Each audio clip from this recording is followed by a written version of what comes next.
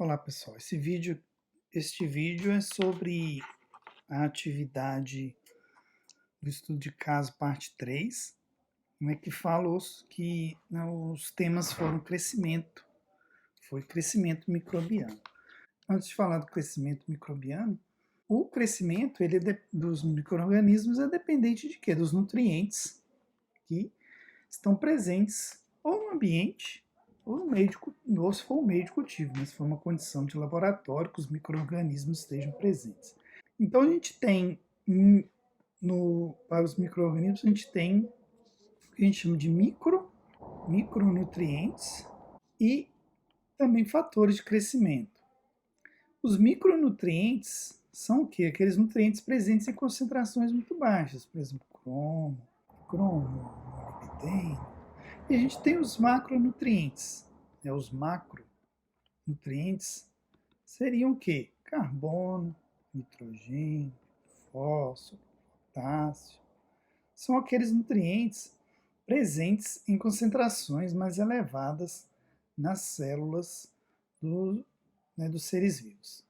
Então, os micronutrientes, né, em geral, eles são metais, são metais presentes são necessários em concentrações muito baixas. E fatores de crescimento, eles são substâncias orgânicas, por exemplo, vitaminas. Né? O que são as vitaminas? Vitaminas são substâncias orgânicas que são necessárias em concentrações muito baixas. Com relação ao pH, pH ele é um fator que influencia o crescimento microbiano. Então, o pH, ele é o que? A medida, né? Ele é menos pH, ele é igual a menos log da concentração de íons H+. Essa é a fórmula do pH. Então, se eu tenho pH 6, né, no caso do nosso exemplo, nós temos uma solução com pH 6, né, e outra solução com pH 9. Então, se ela é uma escala logaritmo, log base 10, né, cada variação que eu tenho na escala de pH, então cada variação que a gente tem na escala de pH, que é uma escala que vai de 0 até 14, então cada variação que eu tenho aqui, por exemplo, de 7 para 8, a variação na minha concentração ela é de 10 vezes. Né? A variação de 10 vezes. Por quê? Porque é uma escala logarítmica base 10. Então, se a gente tem uma solução com pH 10, uma solução com pH 6 e uma solução com pH 9, a gente varia o quê? 3, né? A gente tem uma variação de 3 valores na escala, 6 a 9. Então, a variação vai ser o quê? De 10 a 3, que é 1000 vezes. Então, aqui, a solução B é 1000 vezes mais alcalina do que a A. Ok? Outra coisa, a próxima questão fala sobre o crescimento. Né? Crescimento é definido como um aumento no número de células. Né? Então, o crescimento microbiano, ele é um aumento, ele não é um aumento de... Né, não é um aumento de tamanho, por exemplo, como a gente fala de crescimento em outros seres vivos. Né? Não é isso. É um aumento no número de células. Então, as células elas se dividem, muitas vezes, né, por fissão binária, uma célula, né, dá origem a duas dão origem a 4 e assim sucessivamente. Então, o crescimento de micro-organismos é definido como um aumento no número de células. E o tempo que essas células necessitam, né? Então, o tempo que uma célula, né, o tempo necessário para uma célula dar origem a duas é o tempo de geração. Então, o tempo de geração é o tempo que uma célula necessário para uma célula dar origem a duas. Esse tempo varia de um organismo para o outro, mas ele é o tempo de geração. Quando uma população duplica durante um intervalo constante de tempo, o crescimento é dito exponencial. Então, no crescimento lá, a gente tem um crescimento, é um intervalo constante de tempo. Então, a gente tem aqui, por exemplo, 2 pontos nessa reta. E daqui, então, se a gente tem aqui uma população, por exemplo, de 10, e nesse tempo aqui, uma população de 20. Então, a gente diz que nesse tempo aqui, mais um tempo aqui, você vai ter 40, por aí vai. Esses intervalos de tempo, né, constantes, a gente diz que o micro-organismo ele está em crescimento exponencial.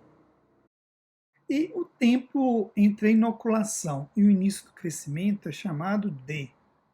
Vamos aqui na apresentação. Quando a gente tem um micro-organismo crescendo em um ambiente fechado, né, um tubo de ensaio, por exemplo, uma placa de cultivo, ou no leite para produzir iogurte, que é onde a gente, né, adiciona o micro-organismo e ele depois a gente não adiciona mais meio nem nada, a gente tem uma curva típica de crescimento como essa. A gente tem uma fase inicial, onde o crescimento é muito baixo ou nulo, que é chamada de fase lag, então essa questão é fase lag. A gente tem a fase de crescimento exponencial, onde o micro-organismo duplica, né, a um intervalo de tempo constante, ela duplica cada intervalo desse de tempo. Temos a fase estacionária, onde não há crescimento, tem até uma questão dessa na fase estacionária. Não há crescimento, o número de células que morre é igual ao número de novas células que são geradas, a gente tem a fase estacionária, e depois, com o esgotamento dos nutrientes no meio e o acúmulo de substâncias tóxicas, a gente tem a fase de morte, onde a população de células ela diminui. Uma coisa que é importante dizer sobre o crescimento, então aqui é a fase lag.